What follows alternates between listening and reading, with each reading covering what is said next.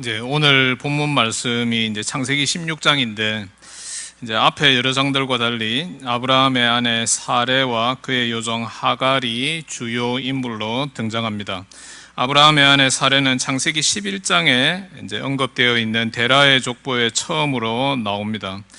이제 11장 29절에는 사레가 아브라함과 결혼했고, 그리고 계속해서 30절에 그녀가 임신하지 못해서 자식이 없었다라고 말하고 있습니다. 그리고 12장에는 이제 사레가 아주 아름다운 여인이었기 때문에 애굽으로 내려간 아브라함이 이제 애굽의 바로 왕 앞에서 자기 아내를 누이라고 속이는 사건이 기록이 되어 있습니다.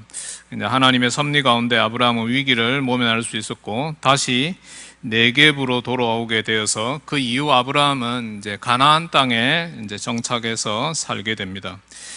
이제 16장 이후부터 사라의 이름은 아브라함의 삶에서 빈번하게 언급되기 시작합니다. 그녀의 이름은 앞으로 살펴보게 되겠지만은 17장, 18장 그리고 21장, 23장에 나타나는데 이제 먼저 간략하게 살펴보면은 다음과 같습니다. 다음 장 17장에는 이제 아브라함이 하나님으로부터 언약을 받고 할례를 받는 장면이 등장하는데 이제 여기에서 하나님께서 이제 아브라함과 언약을 맺으시면서 아브라함의 이름을 아브람에서 아브라함으로 이제 바꾸어 주셨고, 그리고 사레의 이름은 사라로 바꾸어 주셨습니다. 근데 이제 그게 의미가 이제 아브라함은 여러 민족, 즉 모든 민족의 아버지, 그리고 이제 사라는 여러 민족, 모든 민족의 어머니로 이제 각각 개명되었는데 창세기 17장 5절, 17장 15절, 16절에 나타나 있습니다. 그런데 우리 교회 이름이 모든 민족 교회 아닙니까? 모든 민족 교회는 이제 여러분들 어떻게 생각하시는지 모르겠는데 이제 선교를 열심히 하는 교회다, 이제 이렇게 생각을 할 수 있는데 이제 그 일반적인 생각이고 또 이제 뭐 당연한 생각입니다. 그런데 창세기를 읽어보면은 모든 민족이 이제 아브라함으로 말미암아서 복을 받게 된다. 그래서 아브라함이 모든 민족의 아버지이다, 사라가 모든 민족의 어머니다라고 하는 말을 모든 민족 교회, 우리 모든 민족 교회 교인들은 그거를 잘 새길 필요가 있습니다. 그렇지 않습니까? 여러분들 그렇게 생각하지 않으십니까? 그러니까 이제 선교라고 하면은 이제 우리가 해야 될 일, 이제 우리 교회의 미래를 주로 생각하게 되는데 어떻게 해가지고 우리가 모든 민족을 향해서 예수 그리스도의 복음을 전파해야 되느냐라고 할 때 그 이유는 사실은 창세기에 나와 있습니다. 하나님께서 아브라함을 통해서 모든 민족에게 복을 주시겠다라고 말씀하셨기 때문에 우리 교회도 모든 민족 교회라는 이름을 갖게 된 것이다 라고 볼 수 있을 것입니다. 그리고 18장에서는 하나님의 천사가 나타나서 아브라함에게 이제 사라의 몸에서 아들을 낳게 될 것이다 라고 그렇게 이야기했는데 이제 이 장면을 장막문에서 이제 사라가 엿들었습니다. 그러면서 사라는 속으로 어떻게 생각했는가 하니까, 내가 아이를 낳는다고? 내가 생리가 다 거치고 늙어서 도저히 아이를 낳을 수 없는데 내가 아이를 낳는다고? 그래서 사라가 속으로 웃었다라고 18장 12절이 증거합니다. 그런데 그 하나님의 약속은 그대로 성취되어 21장에서 사라에게 아들 이삭이 태어나게 되었는데 그때 아브라함의 나이가 정확하게 100세이었다라고 말하고 있습니다. 마지막으로 23장은 사라가 127세의 연수가 다하여서 이제 세상을 떠나게 되었고, 아브라함이 헷 족속으로부터 막벨라 굴을 은 400세겔에 사서 거기에 아내를 장사 지냈다라고 기록하고 있습니다. 다시 오늘 본문 말씀인 16장으로 돌아와서 살펴봅시다. 사라의 여종 하갈은 어떤 사람이었습니까? 본문 1절과 3절은 그녀가 애굽 출신이었다라고 밝힙니다. 어떻게 해서 사라가 애굽 여인을 여종으로 두게 되었습니까?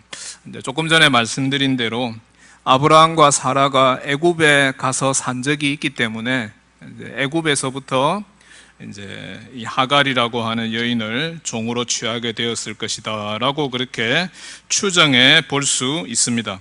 아브라함이 엘리에셀이라는 다메섹 출신의 종을 두었다라고 한다면은 그의 아내 사라에게는 애굽 출신의 여인 하갈이 있었다라고 보아도 무방합니다. 가만히 보면은 이제 아브라함과 사라가 가나안 땅에 살고 있지만은 이제 아브라함은 이제 다메섹 사람 엘리에셀을 종으로 두고 있고, 사라는 이제 남쪽에 애굽 사람 하갈을 종으로 두고 있다. 그 당시에, 그죠? 그 당시의 흐름이 어떠하다라고 하는 것을 파악할 수 있는 대목이다라고도 볼 수 있을 것입니다. 그런데 아브라함이 가나안 땅에 거주하기 시작한 지 10년째 되던 해, 대략 한 85세 정도 되던 해에 사라는 하갈을 아브라함에게 첩으로 주었습니다. 본문 3절이 이를 설명하고 있는데 3절 함께 읽어보겠습니다. 3절 시작. 아브라함이 아내 사라가 그 요종 애굽 사람 하갈을 데려다가 그 남편 아브라함에게 첩으로 준 때는 아브라함이 가나안 땅에 거주한 지 10년 후였더라. 그래서 하나님께서 창세기 12장에 이제 분명히 약속을 주셨다. 너희 자손들이 엄청나게 많을 것이다. 그래서 13장에는 하늘의 별들과 같이 무수히 많을 것이다 라고 약속을 주셨는데, 이게 이제 10년 동안 아무리 기다려도 이제 자식이 생기지 않는 거죠. 그리고 또 온갖 방법을 다 동원했을 것이다 라고도 생각할 수 있는데, 그래도 자녀는 생기지 않았습니다. 최첨단 의료기술이 고도로 발달한 요즘은 불임 클리닉에 가서 진짜 이게 임신이 되는 건지 안 되는 건지 그 여부를 정확하게 이제 확인하여서, 만약에 불임이다라고 할 것 같으면은 여러 가지 방법이 있지 않겠습니까? 요즘은 여러 가지 방법이 있는데 제일 대표적인 것은 인공수정이겠죠. 그 인공수정을 통해서 이제 문제를 해결하는 것도 가능합니다. 그렇지만은 당시에는 이런 의료기술의 혜택이 전혀 없었기 때문에 대리모 또는 첩을 통해서 자녀를 갖는 방법이 가능했는데, 당대의 유명한 법전인 함무라비 법전에도 이 사실이 언급되어 있습니다. 그러나 이는 하나님의 방법은 아니었고 결국은 인간적인 방법이었습니다. 이렇게 아내 사레의 제안으로 아브라함은 하갈과 동침했고 그녀가 임신하게 되었습니다. 그 결과가 어떠했습니까? 자기가 임신한 사실을 알게 된 하갈은 사레, 자기 여주인을 멸시했다라고 했습니다.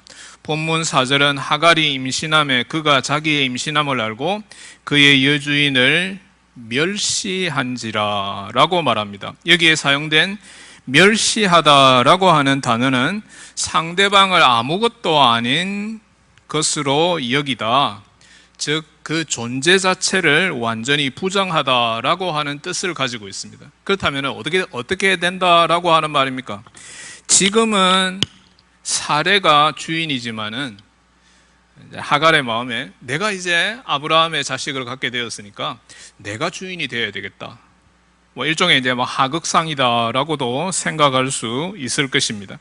사라는 이런 하갈의 행동을 좌시할 수 없었고 그녀를 학대하게 되었는데, 이로 인해 본문 6절의 증거대로 하갈은 사레 앞에서 도망치게 되었던 것입니다. 하갈은 사막을 가로질러 애굽으로 가려 했는데 7절에 기록된 대로 광야를 지나갔었습니다.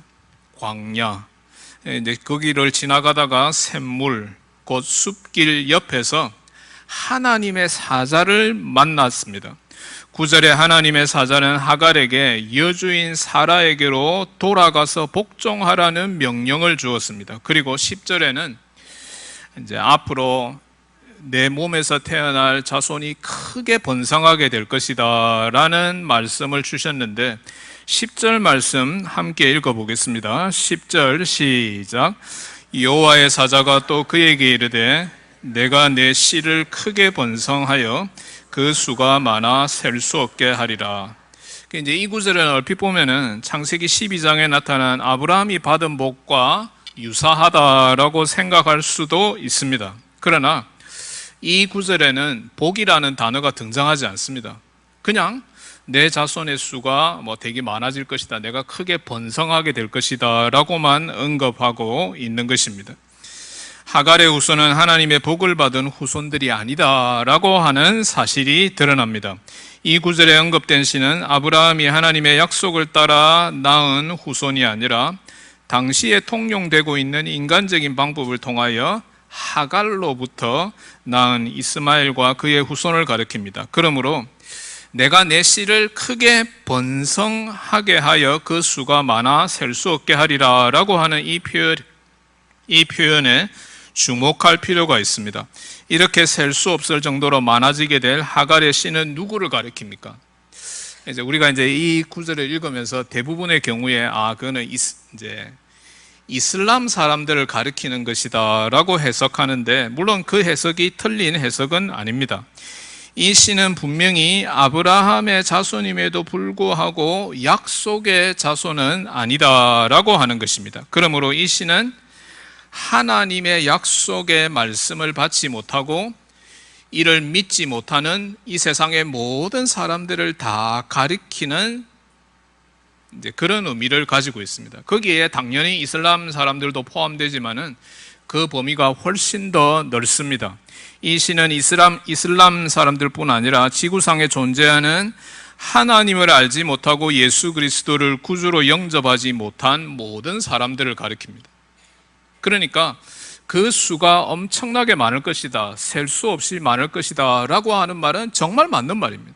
우리 주변에 보면은 예수 그리스도를 모르고 믿지 않는 사람들이 예수님을 믿는 사람들보다도 훨씬 더 많습니다. 압도적으로 많습니다.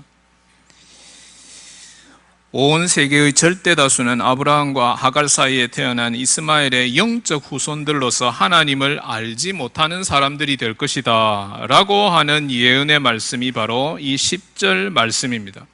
우리에게 이 사실을 깨닫도록 하려는 이유에서 10절 말씀이 주어졌다라고 볼 수 있습니다. 하갈은 계속해서 13절에 자기의 고통을 들으시고 응답하신 하나님을 나를 살피시는 하나님이다 라고 불렀습니다. 하나님은 이제 임신해서 혼자 몸으로 광야를 걸어가고 있는 하갈이 엄청난 고통을 받고 신음하고 있는 것을 보시고 그녀를 찾아오셨습니다. 그녀를 무시하지도 않으시고 미워하지도 않으셨습니다. 아브라함과 사라를 사랑하시는 하나님께서는 하갈도 지켜보시고 하갈도 살펴보시는 사랑의 하나님이었습니다. 우리는 하나님이 사라는 사랑하시고 하갈과 이스마엘은 사랑하지 않으셨다, 미워하셨다라고 하는 방식으로 오해하지 않도록 주의해야 합니다. 하나님은 아브라함과 사라의 하나님이시며 또한 하갈의 하나님이시기도 합니다. 하갈의 신음소리를 들으시고 그에게 사랑으로 응답하셨습니다. 사도 요한의 증거대로 하나님은 사랑입니다. 하나님은 사랑을 베푸심에 있어서 아무런 차별이 없습니다.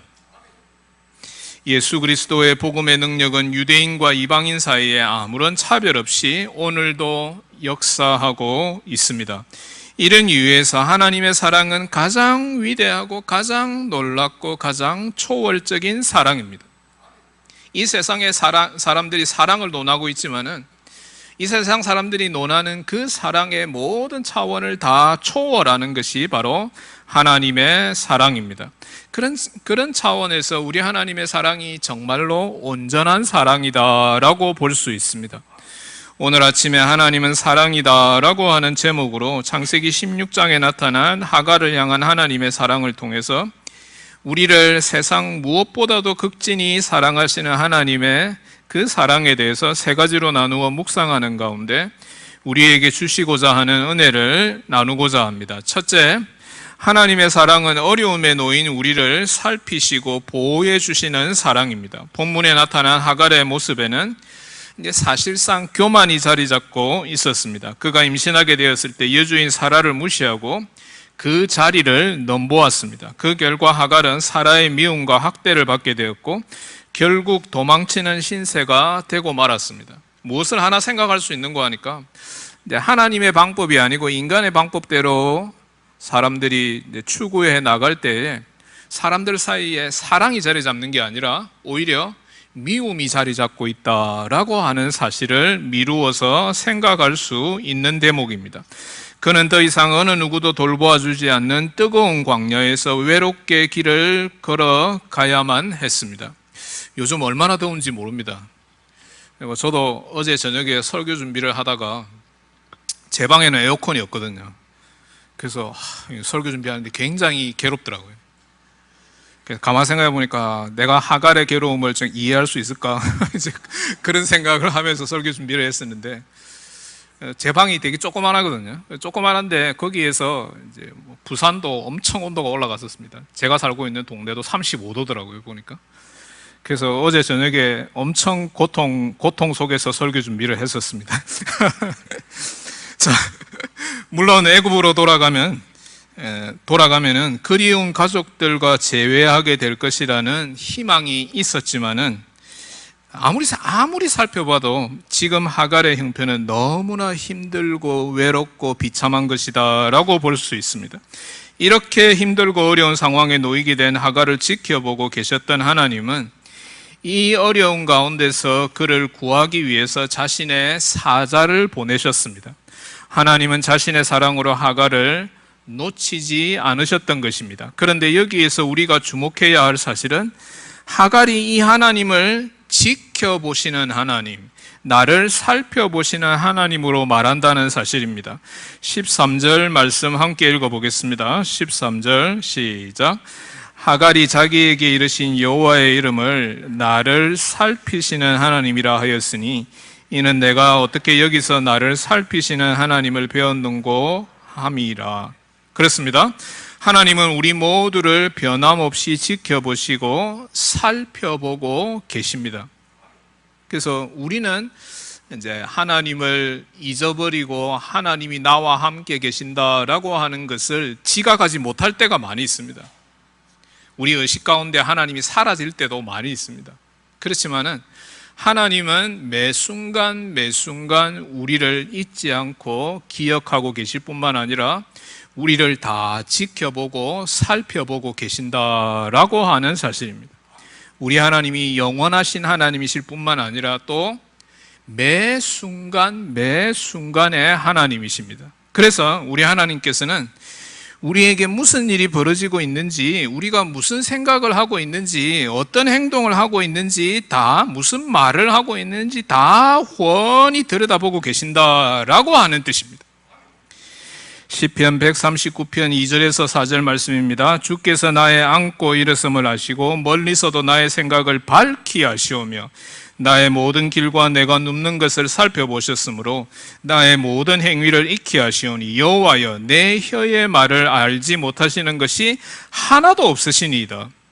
하갈이 처한 어려운 형편을 다 알고 계시고 그를 찾아오셨던 하나님은 오늘도 살아계셔서 저와 여러분들의 모든 형편을 하나하나 일일이 다 알고 계시는 하나님이십니다. 나를 살펴보시고 나의 어려움을 아시고 나에게 찾아오시는 하나님이십니다. 바로 여기에 전능하신 하나님의 사랑이 있습니다. 내게 벌어지는 모든 일을 다 아신다는 사실. 솔직하게 말씀드리면은 저는 이렇게 이제 나이가 50이 넘어가면서 걱정이 하나 생겼습니다. 제 모습을 보시면 아시겠지만은 자꾸 머리가 빠지는 겁니다. 그래서 야, 진짜 걱정거리인데 해결이 잘 안 되는 것 같아요.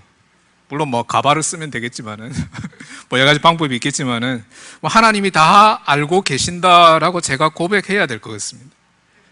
저는 거울을 봐야 알지만은 저는 거울을 안 보면은 제 모습이 어떻다라고 하는 것을 잘 알 수가 없지만은 우리 하나님은 저를 누구보다도 잘 알고 계십니다. 그래서 나이가 점점 들어가면서 제 몸이 점점 약해지는 것은 사실입니다. 아무리 운동을 열심히 하고 아무리 좋은 걸 먹어도 제 몸이 나이를 어떻게 이길 수는 없는 거 아니겠습니까? 그러다 보니까 머리도 빠지고 여러 가지 현상들이 나타나는 것이다라고 생각이 듭니다. 자, 우리는 우리 자신을 너무나 잘 아는 것 같지만은 때로는 그렇지 못합니다. 나보다 나를 더 잘 아는 사람은 아마도 집에서 함께 사는 나의 배우자, 나의 부모님, 나의 자식들인지도 모릅니다. 그러나 그 사람들이 나를 아는 데에는 한계가 있습니다.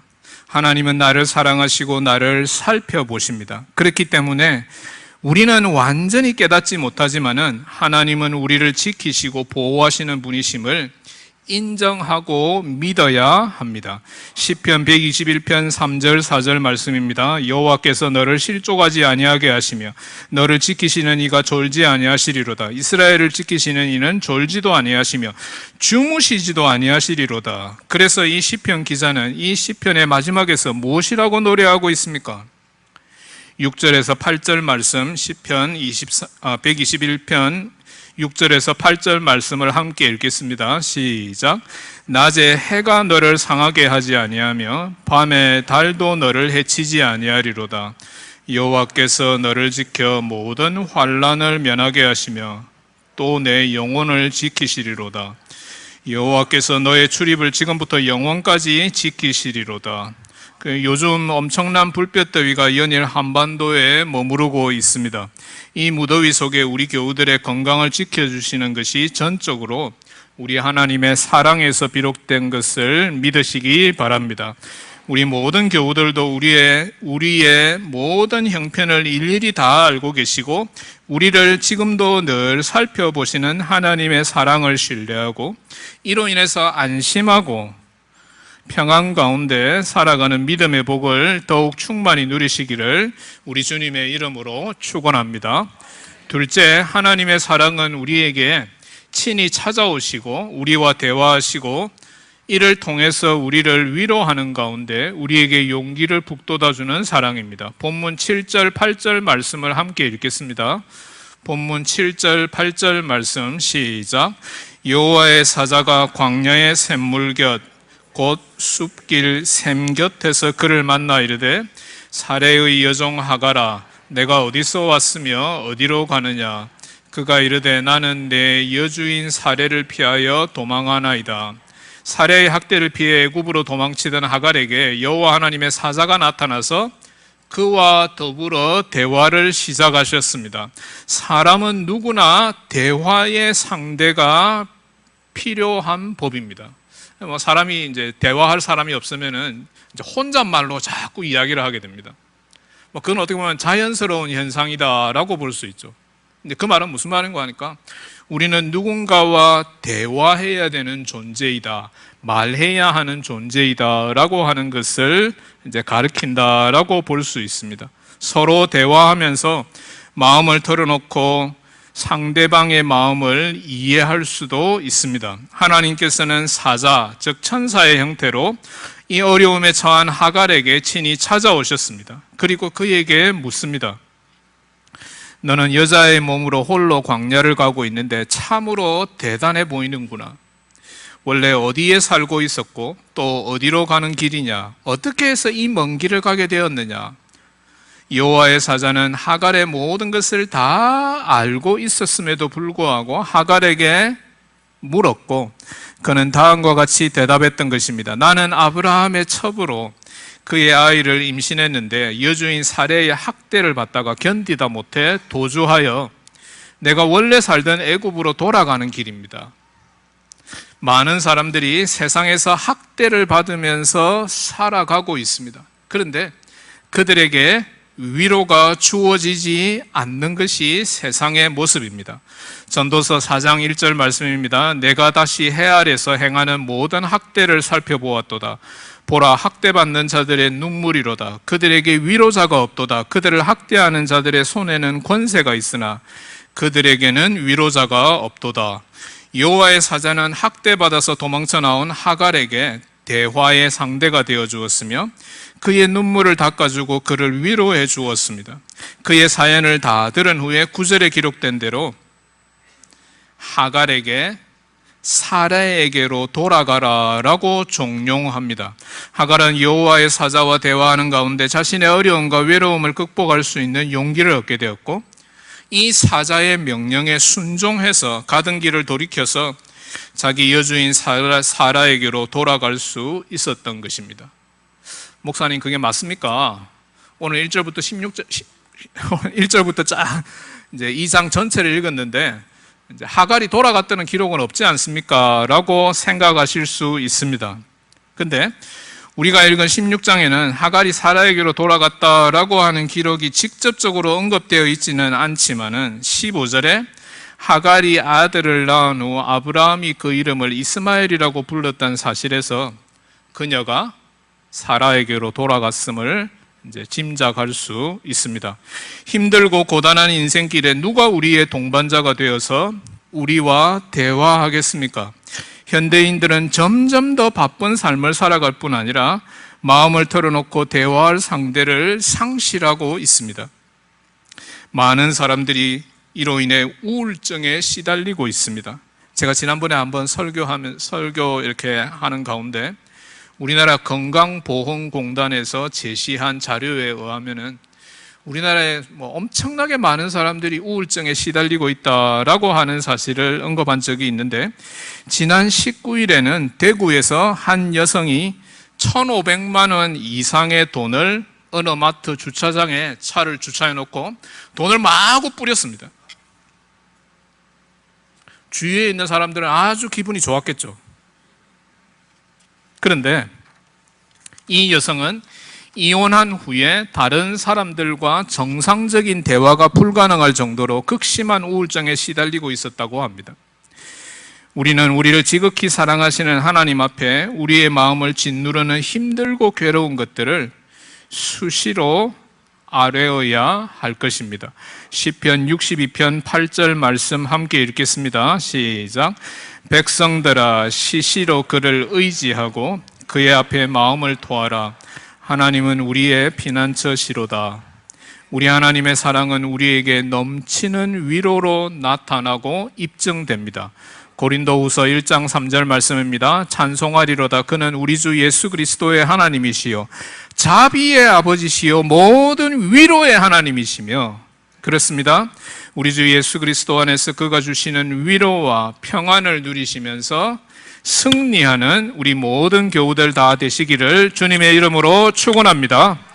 셋째, 하나님의 사랑은 우리가 원래 자리로 돌아갈 수 있도록 우리 자신을 돌아보아 회개의 길로 인도하는 사랑입니다. 아브라함은 믿음의 사람이었고 하나님의 음성에 순종하는 사람이었습니다. 그런데 그것은 전적으로 성령의 능력으로 가능한 것이었습니다. 이 사실은 아무리 강조해도 지나치지 않습니다. 우리가 하나님의 음성을 듣고 그 음성에 순종할 수 있느냐? 자연인은 결코 하나님의 음성에 순종할 수 없습니다. 성령 하나님께 사로잡히지 아니하고는, 성령의 능력이 아니고는 그게 되지 않는다라고 하는 것입니다. 이런 믿음의 사람인 아브라함이 인간적인 방법을 동원하여 자녀를 낳겠다고 결정하고 이를 행동에 옮기게 되었습니다. 하나님께 기도로 나아가서 하나님의 뜻을 구하지 아니한 채 아내가 요구하는 대로 행동하는 곳에 성령 하나님께서 역사하시지 않으셨음을 알 수 있는 대목입니다. 이제 임신하게 된 하갈은 교만에 빠져서 여주인 사례를 멸시했습니다. 그래서 이 종 하나로 말미암아서 그 가정의 사랑이 떠나게 되었습니다. 사랑이 상실되었습니다. 아브라함 집안의 모든 것이 엉망으로 돌아가게 되었다라고도 볼 수 있을 것입니다. 이런 상황에서 광야길을 떠나게 되었던 하갈을 만나신 하나님은 먼저 하갈을 붙드시고 그를 위로하고 그에게 용기를 북돋아 주어서 아브라함의 집으로 돌아가게 만드셨습니다. 그러면 하갈이 과연 어떤 마음으로 돌아갔을까? 하나님의 사자가 나타나서 돌아가라고 하니까 너무 무서워서 벌벌 떨면서 그냥 억지로 돌아가게 되었다, 그렇게 해석할 수도 있을 것입니다.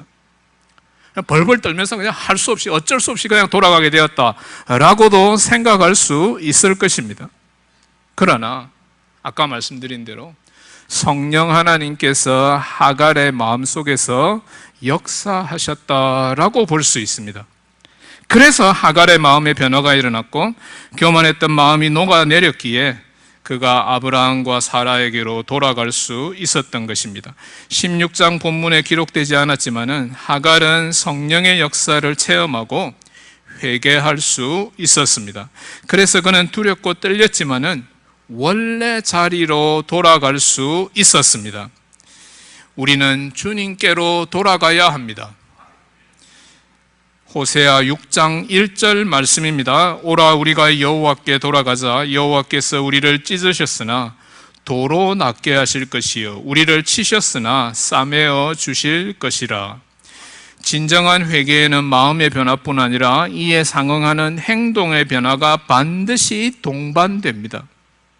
회개는 눈물로만 이루어지는 것이 아니라 그 눈물로 인해서 우리의 행동이 바뀌게 되는 것을 아울러 뜻합니다. 그는 아마도 사라로부터 일평생 잊지 못할 엄청난 마음의 상처를 받았는지도 모르겠습니다. 그러나 성령 하나님을 통해서 주어지는 하나님의 위로와 그 사랑은 상처받은 그의 마음을 다독거리고 회복시키고 치유해 주기에 충분했습니다. 그래서 그는 자기를 살피시는 하나님의 말씀대로 사라의 수하로 돌아가서 다시금 사라에게 복종하면서 일상적 삶을 영위할 수 있게 되었던 것입니다. 본문 15절, 16절 말씀을 함께 읽겠습니다. 15절, 16절 말씀 시작. 하갈이 아브라함의 아들을 낳으며 아브라함이 하갈이 낳은 그 아들을 이름하여 이스마엘이라 하였더라. 하갈이 아브라함에게 이스마엘을 낳았을 때에 아브라함이 86세였더라. 이 구절에서 우리는 하갈이 자기 원래 자리로 돌아온 후에 그동안 자기에게 있었던 일을 아브라함에게 알렸다라고 하는 사실을 파악할 수 있습니다. 이 사정을 알게 된 아브라함은 하갈이 나중에 아들을 낳게 되었을 때 여호와의 사자가 명령한 대로 그 이름을 하나님이 들으셨다라고 하는 의미를 지닌 이스마엘로 정하게 되었던 것입니다. 이 두 구절은 이제 하갈이 제자리로 돌아오게 되었을 뿐만 아니라 아브라함 집안의 모든 일이 정상적으로 영위되었음을 가리키고 있습니다. 그래서 아브라함은 다시금 자신의 삶을 돌아보게 되었습니다. 과거를 회상해 보니 75세였던 자기를 부르셔서 이곳 가나안 땅으로 하나님께서 인도하신 지가 벌써 10년이나 지났다라고 하는 것을 깨닫게 되었습니다. 우르에서 아브라함을 부르셨던 그 하나님은 그때나 지금이나 변함없이 사랑을 베푸시며 아브라함에게 주신 약속을 지키시는 신실하신 하나님이심을 그는 되새길 수 있었습니다. 아브라함이 회상해내었던 10년간의 세월 동안 하나님은 아브라함에게 형언할 수 없는 큰 복을 허락하셨던 것입니다. 그리고 아브라함이 하나님을 신뢰할 수 있도록 그에게 지속적으로 은혜 위에 은혜를 계속해서 부어주셨던 것입니다. 여기에 바로 우리 하나님의 놀라운 사랑이 있습니다. 위대한 사랑이 발견됩니다. 창세기 저자는 아브라함이 이 사실을 깨닫게 되었음을 특별히 강조하는 가운데 16장을 마무리하고 있습니다. 이제 다 함께 우리 인생 여정을 잠시 돌아봅시다. 우리 인생의 어떤 순간에 하나님의 사랑과 은혜의 손길이 닿지 않은 적이 있었습니까? 기쁘고 즐거운 순간이나 힘들고 괴로운 시절에도 하나님은 우리를 끝까지 놓지 않으시고 극진히 사랑해 주셨습니다. 우리가 잘못을 범하여 제자리에서 벗어나고 헤매고 있을 때 하나님은 우리를 잊지 않으시고 찾아오시고 위로해 주시고 우리를 마침내 제자리에 돌려놓으시며 일상을 영위하도록 인도해 주셨습니다. 우리에게 회개의 기회를 주시고 주님의 참된 사랑을 더욱 절실하게 느끼게 해 주십니다. 이런 사랑을 받고 누리게 된 우리는 우리 하나님을 더욱 깊이 신뢰하며 그의 은혜에 감사하며 감격하여서 우리 하나님의 이름을 더욱 찬양하는 자들이 다 되어야 할 것입니다. 존귀하신 그분의 이름을 더욱 높여드리는 삶을 살아가는 우리 모든 교우들 다 되시기를 우리 주님의 이름으로 간절히 축원합니다. 이제 말씀을 맺고자 합니다. 오늘은 하나님은 사랑이다라고 하는 제목으로 하갈에게 임한 하나님의 사랑에 대해서 생각해 보았습니다. 그 하나님의 사랑은 위대하고 놀라운 사랑입니다. 이 세상 그 어떤 것과도 비교될 수 없는 가장 신비롭고 위대한 사랑입니다. 이 하나님의 사랑이 그의 아들 예수 그리스도 안에서 우리에게 나타났습니다. 자기 아들 예수 그리스도를 아끼지 아니하시고 우리에게 보내주신 그 하나님의 사랑, 그로 인해서 우리가 억만 죄악 가운데서 건져냄을 받게 되었고 영원한 생명을 소유하게 되었습니다. 하나님의 사랑을 우리가 마음껏 찬양하는 삶을 살아가게 되기를 소원합니다. 오늘 우리가 첫째, 하나님의 사랑이 지켜주심과 보호하심으로 나타나고, 둘째, 대화를 통하여 위로와 용기를 주시는 사랑으로 나타나고, 셋째, 우리가 제자리로 돌아갈 수 있도록 성령 하나님께서 우리 가운데 역사하셔서 우리로 하여금 회개케 하신다라고 하는 사실을 함께 생각해 보았습니다. 우리 모두 한 사람도 빠짐없이 우리 하나님의 사랑이 얼마나 위대하고 놀랍고 크신가라고 하는 것을 깨닫는 가운데, 우리 삶 가운데 주님을 더욱 높여드리고 주님을 더욱 찬양하는 우리 모든 성도들 다 되시기를 우리 주님의 이름으로 축원합니다. 다 같이 기도드리겠습니다.